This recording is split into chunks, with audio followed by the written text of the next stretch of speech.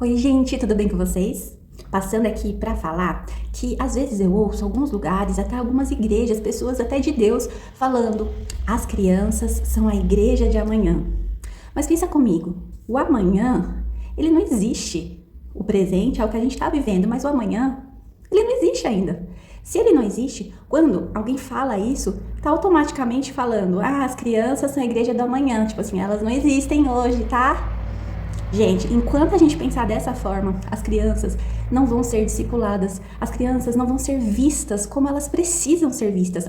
O próprio Jesus, em uma situação ali da palavra, ele chama uma criança para o meio dos discípulos, para o meio das pessoas e fala: quem não se fizer como essa criança não vai herdar o reino de Deus. Para você se tornar alguém grande, você precisa se fazer como uma dessas crianças. O próprio Jesus via e ouvia as crianças. E nesse mesmo texto, ele fala: ai daqueles que fizer tropeçar um destes meus pequeninos, seria melhor que essa pessoa amarrasse uma corda no pescoço com uma pedra e se lançasse no mar. Em uma outra situação, Jesus pergunta para Pedro: Pedro, tu me amas? Então apacenta os meus cordeirinhos. Por várias vezes na Bíblia, nós vemos Jesus dando foco para a criança, ouvindo uma criança, abençoando uma criança.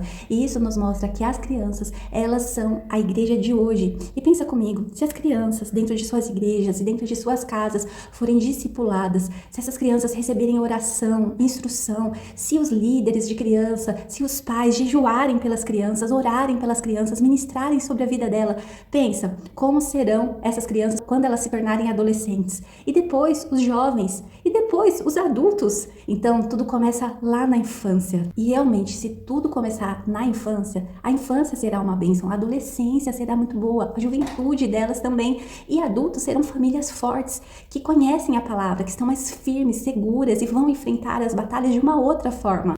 Então pensa nisso, as crianças são a igreja de hoje. Precisamos olhar para as crianças como esse rebanho que precisa de pastor, como esse rebanho que precisa ser apacentado, discipulado, cuidado.